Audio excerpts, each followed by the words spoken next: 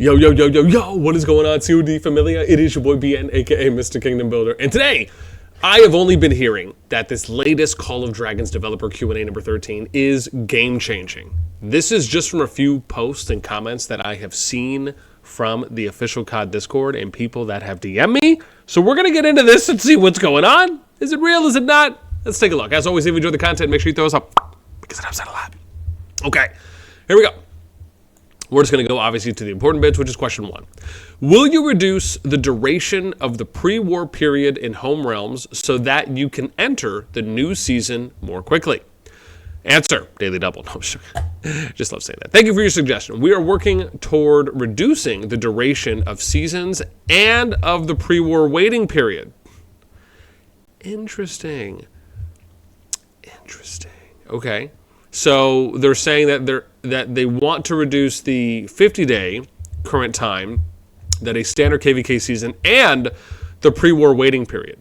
I wonder, and keep in mind, and I probably will be referring to this at certain points, is that we did end up hearing this piece of feedback, and I will show this off as well, right? So if we look at the feedback that we ended up getting on the State of the Game questionnaire, which was, for those of you that may or may not be familiar, this is where I basically went and I asked the leadership teams from the top 179 kingdoms in the game, starting with an R5 and then going to an R4 if we couldn't get in touch, sending them the survey to fill out about the state of the game. You could see here we have 116 responses out of the top 179 kingdoms. That's a lot of responses. That's 30 plus more responses than we got the last time. But the question here that's relevant is, how long should a KvK season be?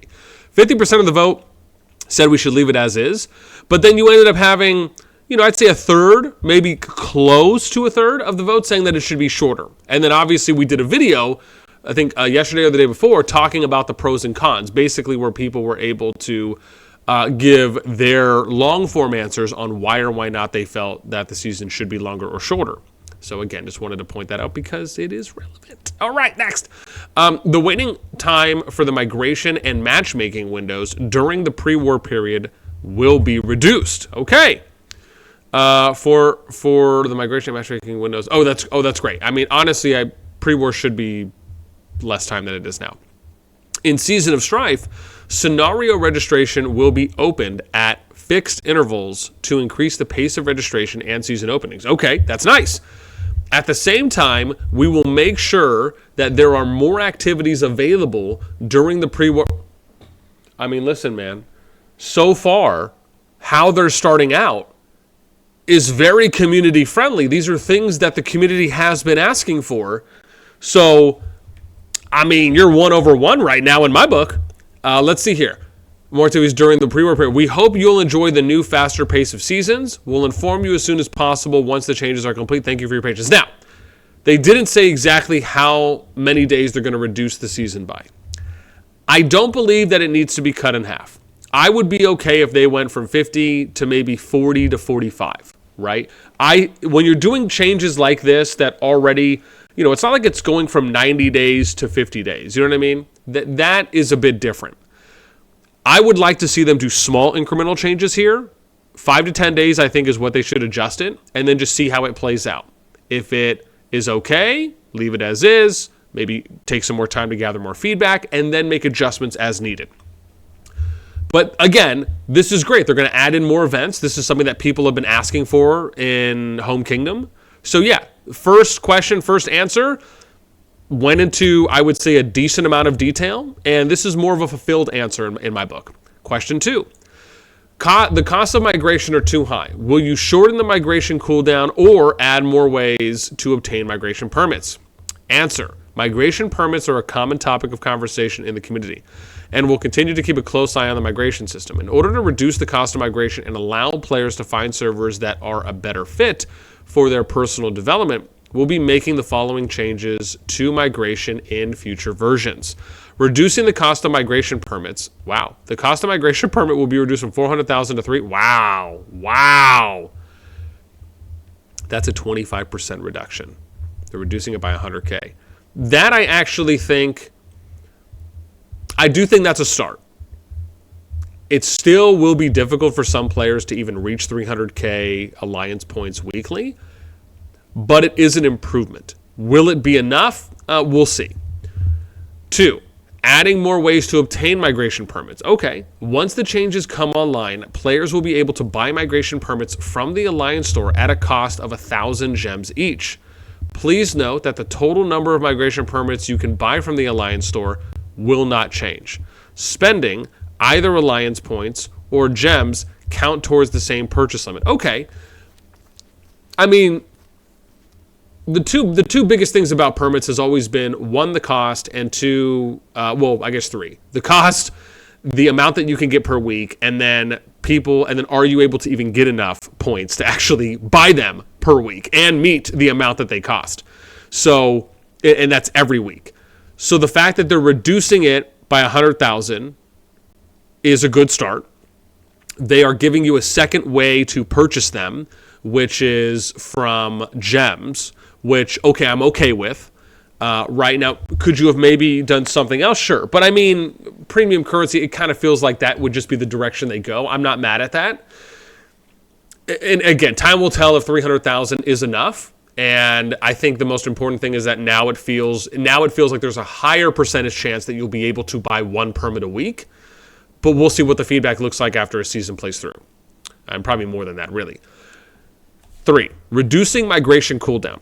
The migration cooldown period will be reduced from 90 to 60. I mean, thank you. Thank you. Now, I'm going to say something here in a moment, but I want to finish reading this. They're reducing the period. I'm already on board with this. I think it's a W. Could it be a bigger W? Yes, and we'll say that in a moment. Please note that these changes will be applied first for players who migrate after the update. If you migrate before the changes are made, your migration cooldown will be reduced by 30 days once the update comes online. Okay, for example, if you have 89 days of cooldown remaining before the update, your cooldown period will be reduced to 59. Okay, listen, Linda, this is what we're talking about. Just give us some nice explanations. That's all we're saying. Give us a little context. Give us some examples, right? Thank you. This is what I want to see for every single Q&A or every single patch note where what is being changed or what is being answered requires an example, or an example would help to clarify the answer. So thank you. This is good. Now, as it pertains to going from 90 to 60 days, my opinion is still unchanged. My view is that there should not be a migration cooldown at all. The fact is that if there's not a migration cooldown, and bear in mind, this really needs to go hand in hand, so I'm going to put a little asterisk here. This needs to go hand in hand with you being able, as a king or queen of a kingdom, to have complete autonomy over who comes in and who's able to come in and not. Meaning that you should be able to accept or deny every single player, i.e., every single player has to apply, regardless if you're below the kingdom status counting migration cap, or if, well, I guess, yeah, that's really the only one that would apply. So, right, or if the kingdom is just, or if the, the second one would be if the power cap is high enough and you are below the power cap, and then you can join. Every single player needs to have to apply, and then you have to be accepted or denied by the king or queen, or maybe some appointed ministers, etc. But the fact is that if you remove the cooldown from migration, you can also generate potentially more money that you'll make, because you will get into, and I'll give you the most obvious situations for why players would want to migrate every season, or let me be clear here, may want to migrate the next season after they end up landing somewhere new. It could be because maybe they're not getting along with the people there. Maybe the expectations that were set from the recruitment team are not exactly how it is, and they're figuring that out after playing there. Or 3, maybe they lied. Or 4, maybe they didn't set any expectations. They went somewhere and they're like, okay, well, anywhere's got to be better than where I was, and then it turns out that it's not. I mean, any number of things could happen. And the fact is that I don't see where the justification is to keep a migration cooldown. If you allow kings and queens to accept and deny every single player coming into the kingdom because everyone has to apply regardless of power, then having a migration cooldown is a moot point. So, let's continue. Next question. Will you increase the levels and or quantity of resource points in home realms? We understand that players want to use the period between seasons to recuperate. That's kind of the whole point. To this end, we will be making resource gathering more efficient upon returning to your home realm, allowing you to quickly restore your forces. In update 1.0.33, we will be increasing the levels of resource points, mobs, and Darkling forts in home realms for servers who have entered Season 2 and beyond.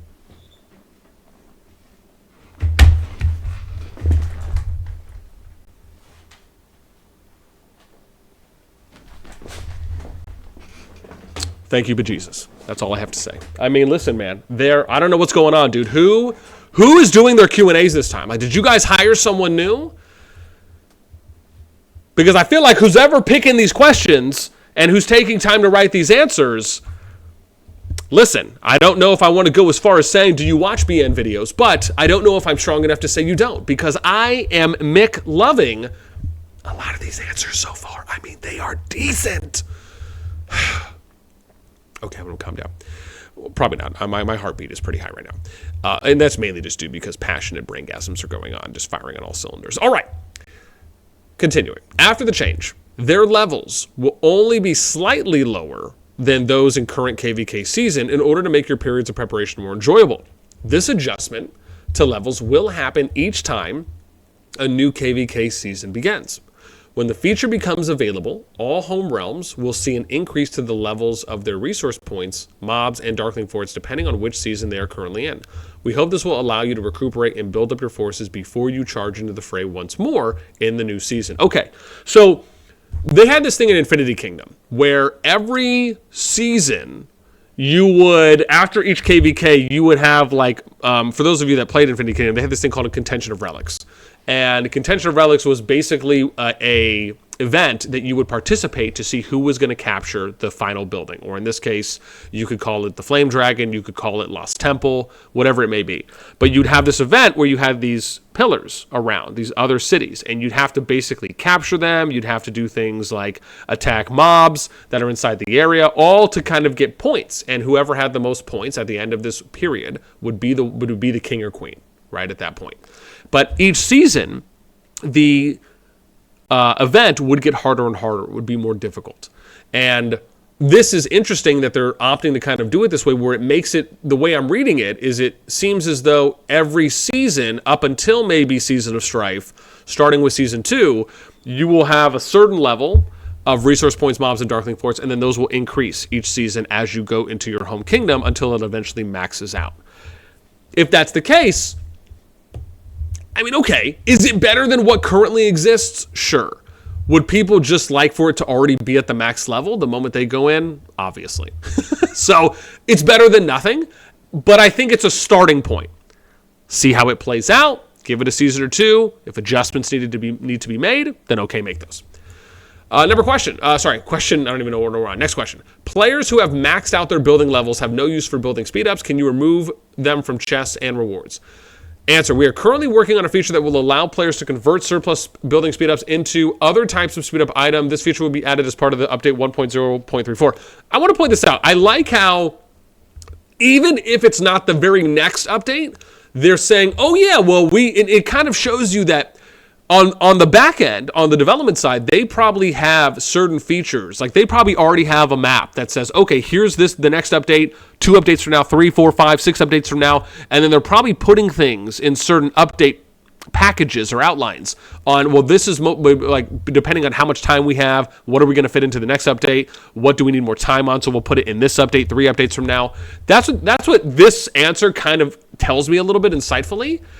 So thank you for your patience while we finish work on this feature. So keep in mind, they have also been saying that there's going to be an option to exchange and swap speedups for a while now. This has been already kind of touted or tooted in a number of Q&As and dev feedbacks. But the fact that they're consistently mentioning it, and also they're actually honing in, and I think this might be the first time they've specifically mentioned a patch number that this change or addition of a feature will be added into. So that maybe is something. Next question. Currently, at the end of the season, how are we doing? Wow, I'm already 14. Okay, it's not bad. Currently, at the end of the season, you have to manually remove low-activity players who haven't migrated. Will you add a feature to allow us to banish these players en masse? Thank you. So this is going to be interesting. Taking into account the experiences of players who have been banished, we have decided not to allow High Kings to banish players en masse. Instead, we will develop a leave ticket feature. The High King will be able to issue leave tickets to players. Players who accept leave tickets will not count toward their server's power. Is this kind of like the vacation mode or feature that I've heard that they have in Rock? First, that kings or queens have an opportunity to utilize this, or players can like submit this for leave.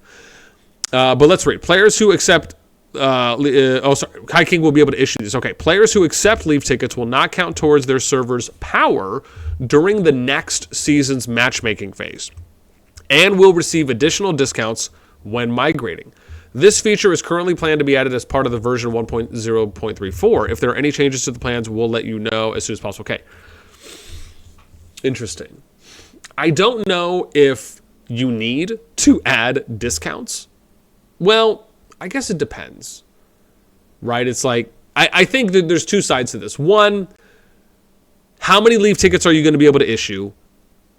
And, well, I guess it doesn't matter, because the way that they've worded it is that if you're issued a leave ticket, you will not count towards the next season's migration phase. However, what they should also include is that you cannot participate in that particular kingdom's next season migration phase as well, right? So you can't participate and you won't count towards the matchmaking phase. And again, maybe that's already implied, but that should just be clear. And you will receive additional discounts when migrating.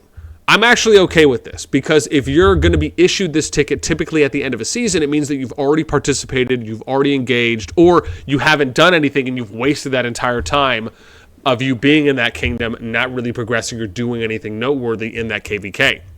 So this actually seems okay. I'd love to hear a little bit more about what the particulars are surrounding this.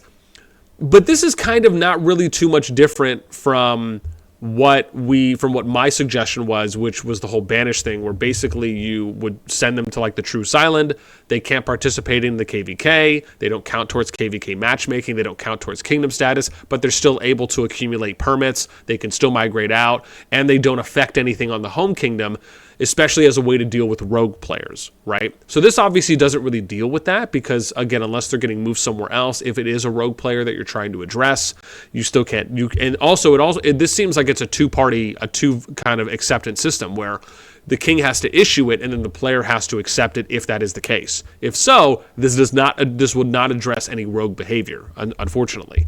But this will, I believe, at least is a step again in, I think, a good direction towards assisting players in leaving kingdoms. The challenge is that, one, as I said, it doesn't address rogue players, and two, it doesn't address players who are unwilling to leave and maybe just want to screw with you, right? So you also have to consider that. However, do I still think that this is a step in the right direction or in a better direction? Absolutely. Can there be more done? Absolutely. Next question. Assigning titles is often tiring and repetitive. Will you be streamlining the process? Players who want to maximize benefit for everyone in their realm often find themselves repeatedly assigning and reassigning titles. We agree that this process is currently somewhat cumbersome. We've already finished the designs for a new title allocation system, which will be added as part of the 1.0.34 update. Okay, that's great. Now, it has been, and I want to point out, so we've had a conversation about this in the CoD VC, as I've had the chance to join for a number of the VCs over the past number of days, and I have been talking with some people from the community, and someone did bring up one point that I want to mention, which is that the difference is when you think about titles, and there's kind of two sides to this, is that the kingdoms who are manually doing titles and going through that process are at a disadvantage for those kingdoms that are using bots and are using some form of an already kind of third-party automated system to work around this. So adding in something like this just allows for all the kingdoms to be on essentially more of an even playing field. Number two, or the second side of this, is that if there wasn't bots or third-party opportunities to give out titles, and everyone had to do it manually, the kingdoms who are more efficient and effective in being able to organize volunteers will be able to put their kingdom farther ahead than another kingdom, right? In the amount of time that they're saving and the amount of power they're allowing people to grow based on having a reduced amount of resources or time spent when utilizing certain titles. So there are a couple sides to this. However, I will, of course, state where I land on it, which is that I am still in favor of them adding something like this. I believe that there are certain things that kings and queens should be investing time into when it comes to kingdom management. And even though, yes, you can make the argument that them investing their time to volunteer still can boost the kingdom in power and in efficiency in a number of areas, to me it just feels like the amount of value you're getting versus the amount of time you have to put in is just not balanced enough, and it's way more on the time investment side than it is on the return on investment side, in my view. And so I am really in favor of something like this, because I think this is one of those things where we need to work smarter, not harder. And so I love that they're adding this in. And I hope that they will continue to tweak and fine-tune this system if needed, because I do think there's a lot of great opportunities here to actually customize. Next question. Titans Legacy. And I want to put out, so far, dude, they've been firing. I mean, we're almost done, and almost every question that they've selected, along with the answers that they've given, has been on point. So I am a fan, and this is arguably probably the single best Q&A, dev feedback, patch notes, like out of all of them so far that I've ever seen in the game's history. And I'll stand by that. Titans Legacy rewards aren't impressive, particularly at level 80. Will you be increasing them? We've taken on board your feedback regarding Titans Legacy and will be improving rewards offered in the next update, particularly at level 80. Stay tuned for further announcements. Okay, this is a W. However, I would also like to see, because I've heard some people talk about, well, why can't they do rotational things every season, right? Maybe there's a new one, or maybe they allow for you to pick certain rewards, right? What if they allowed for you to pick certain rewards that you could choose at certain levels? So maybe you need something more than something else. So maybe every 10 levels you can choose what rewards you get. That could be something cool, right? I've heard people mention that, where maybe there's a little bit more of kind of choices, right? Kind of that Mass Effect approach where you can kind of choose what storyline or path you want to go down. Next question. The Alliance member points limit is too low. Will you increase it? Answer. Currently, there is no limit on Alliance member points. From discussions, we understand that players would like to gain more member points from daily construction efforts. However, having considered game balance and the player experience, we do not plan to remove the cap for member points gained through construction at this time. However, we are planning to make it possible to obtain member points by helping your Alliance in other ways, such as removing enemy buildings. Oh, that's dope! Dude, okay, wow! Well, let me finish reading. We'll continue to look into the issue of member points, and we will consider increasing the total number of member points available daily if in-game circumstances call for it. Okay. This is actually still a W response. Why do I say that? Because they're giving you insight into creating more incentivizing ways for members to participate that are not limited to just fighting on the front lines.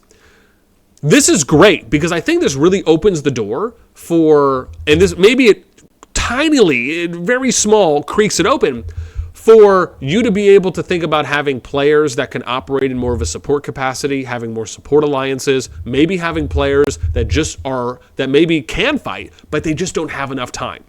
Like they're not able to really dedicate all of their attention in that moment to where it really is more needed on the front line. So maybe they're able just to go and start destroying buildings or destroying flags and being able to gain member points in other supportive ways. And so this, to me, I think diversifies the way that players will be able to contribute and earn member points. And I hope they really start looking at a lot more avenues and areas in the game that are not just so linear and like direct to just PvP and fighting, because this, I think, actually is a good addition. Next question. Will you add war pets that can increase gathering efficiency and capacity? Answer. We have plans for war pets that can provide buffs to gathering, but we still need a little more time before we can introduce them. We thank you for your patience while we finish and test the designs. Okay! I mean, that's not like a lot, but at least it's a little bit of insight. I'm okay with that. Question. Will you add a control scheme that allows us to march or attack by tapping a location on screen? Answer. We're aware that many players who play on both PC and mobile prefer the PC's version's control scheme and would like to see elements of that control scheme ported to mobile. We are currently developing this feature. Oh, that's dope! And plan to introduce it as part of the version 1.0.34, so please stay tuned. My thing about, and this is, I know a number of other people have echoed this as well, is I would love to be able to zoom out 1 to 2 to maybe 3 more clicks and still be able to see all the action going on. Right? And that, I believe, is because, and I think then you should have the option. Do you want to be able to control your units while still being able to see them zoomed out about as far, if not as far, as you can when you're in checkers mode, right? Or do you want to just play in checkers mode? I think just giving them the option to do it is great, because I think the disappointing part about when you're in checkers mode is that you can't see any of where the animations are going, where the damage numbers are. It's just like being able to see and almost feel the fight a little bit more in more of an authentic way is something I really hope that they eventually consider adding, if they're even able to at all. Last question. Will you be making more improvements to Roots of War, such as to map design, march speed, war peg gameplay, and frequency of availability? We've received a lot of feedback regarding Roots of War. Unfortunately, due to space issues, we can't address every single piece of feedback we've received here. We will be issuing a comprehensive systematic in-game survey regarding Roots of War at some point in the future. Once we've gathered a suitable amount of player opinions on the subject, we'll let you know our plans for the ongoing improvement of Roots of War. Okay, I mean, listen, man. And I'm going to talk about something else at a later point with like this whole Legendary King rule thing on Discord, which essentially is them doing, which I do think is a great thing, but it's kind of like them doing the King's Guard that I've been doing for over a year now, where we basically get leads in, but I think theirs is done however it is. But doing these kinds of surveys and feedbacks, I wish that they would do more of, and I wish they would make it very clear on like, this is what we're putting out. These are the players or the people that we would like to fill this out, and this is what we're hoping to kind of get and gain from it, so we can make better decisions. Taking time to really engage with your community in that kind of a transparent way, where you are crystal clear on what your intentions are and what you're hoping to achieve, is one of the best ways that you can get more people to convert to actually filling out something like a survey and showing them, and then also being able to speak to the results of that. One of the reasons I believe why we have 116 responses from the top 179 kingdoms is, one, due to my resilience and diligence in probably giving too many friendly reminders, of course in a nice way, to the people that I'm reaching out to. But also because I show off what those results are. And I also make sure that I show off all the responses if and when possible, so everyone feels as though their voices are heard. Their contributions are meaningful. And that to me is of the utmost importance. And so with that being said, I will simply end this with, because we're at almost 28 minutes now. This is hands down the best Call of Dragons developer Q&A that I've ever freaking read. Were there still some opportunities here where maybe they could have expanded a little bit more? Sure. I think in a few very small amount of areas. But overall, I would probably rate this a 9 over 10 on just the questions that were chosen, the amount of detail in answers that were provided, and the fact that they gave some examples. Again, they could have given more in some areas, but I will say probably an 8.5. I'll say an 8.5, 9 out of 10 in a Q&A. I think this was really good. And maybe I'm rating it a little high, but I'm also probably basing it off of probably just the, I don't want to say disappointment, but I would just say the opportunities that previous Q&As have had. Now, with all that being said, I want to hear from you.